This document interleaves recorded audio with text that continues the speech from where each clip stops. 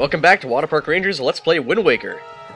Last episode, we re-entered the Forsaken Fortress, saved Errol, thanks to the help of the pirates, but we got stuck here with this boss, the Helmrock King, which is the giant bird.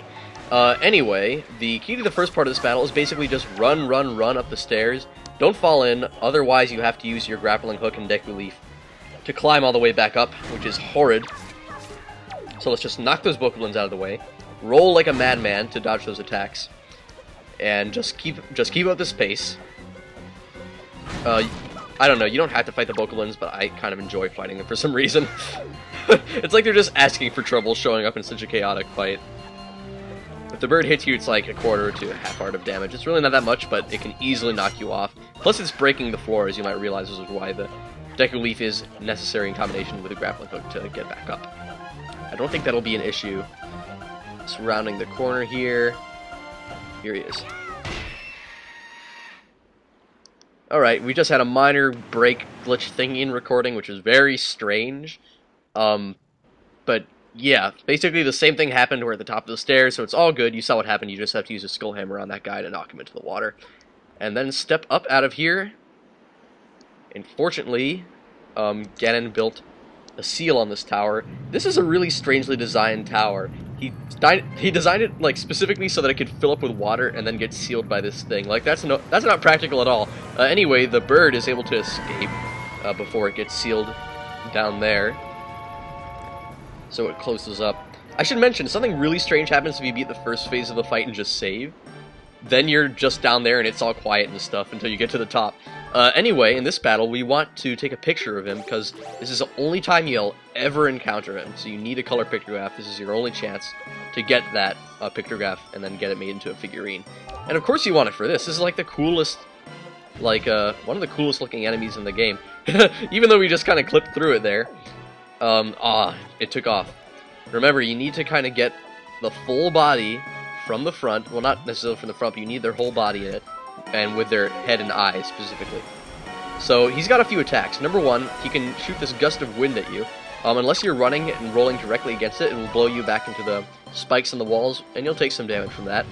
What you gotta do is just avoid his peck attack, then jump in with the skull hammer and give him a whack on that, well, skull.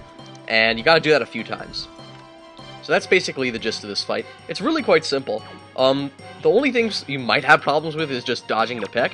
It's not tough at all. If you're practicing like targeting and sidestepping, you can do it easily. Or backflipping. Just those little maneuvers that help you out in combat with things like Dark Nuts are actually what you need to use against this guy to hit his head. Or you can just roll out of the way. Either way, he gets stuck for quite a while. Long enough for you to easily hit him with a hammer. Like for the amount of time that they built this fight up, it's really a lot easier than it seems. Oh yeah, also if you're not careful, he can step on you. Those talons, they leave a mark. As a great man once said, the chickens have large talons. Wow, where'd he go? He disappeared. Oh, whoa! I forgot he could do that. Yeah, that's an extra attack that he has after he takes a few hits.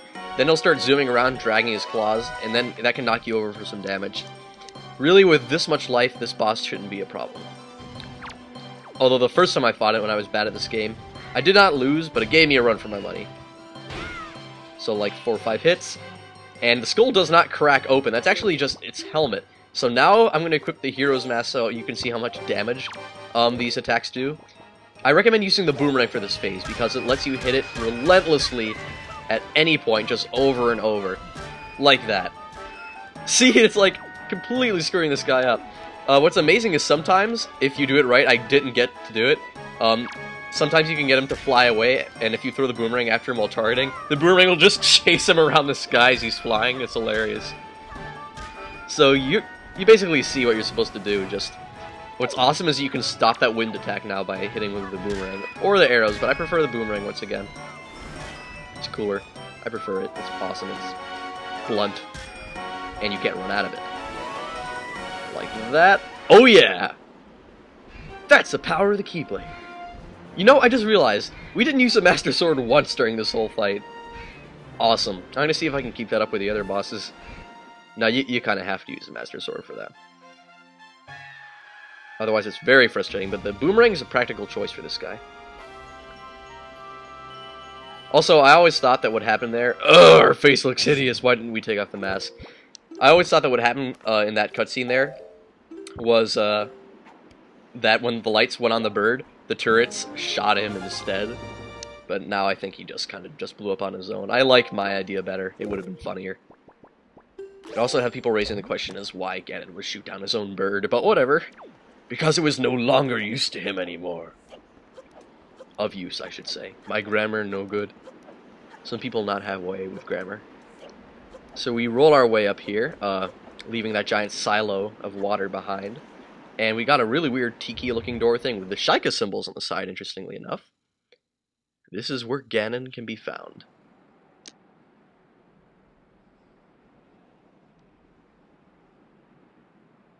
It's been a while, boy. You've done well to sneak into my fortress and wriggle your way all the way up here. I suppose the least I can do is commend you for your reckless courage. My name is Ganondorf, and I am the master of Forsaken Fortress.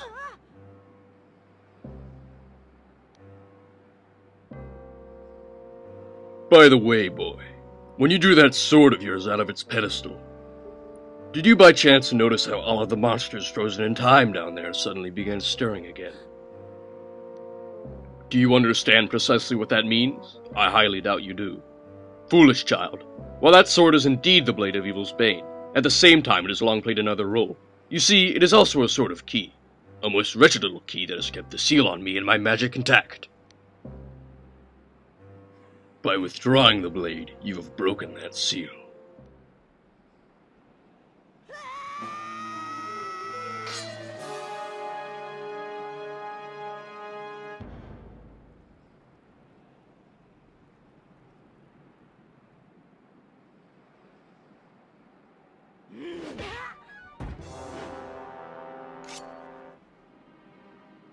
You cannot defeat me with a blade that does not sparkle with the power to repel evil. What you hold is useless. Go back to the world below, and tell that to the pathetic fools who made this blade. Its power is gone, and its edges are dull. Alright, I'm gonna be honest, I find this part right here kind of amusing. Watch Ganon's reaction when he's kicked. Oh man, I try to keep these scenes serious, but like, sometimes it's just too funny. I should probably be more consistent with the seriousness of the scene. You pathetic little sea rat!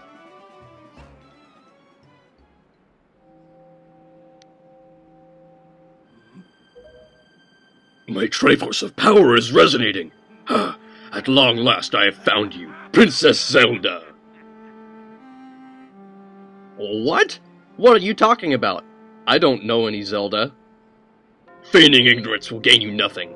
Tell me, if you are not Zelda, then why do you have this fragment of the Triforce?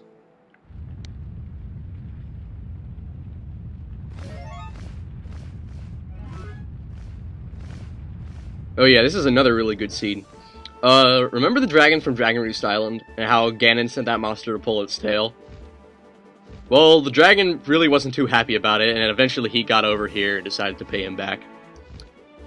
Yeah, with fire, being a fire-breathing dragon.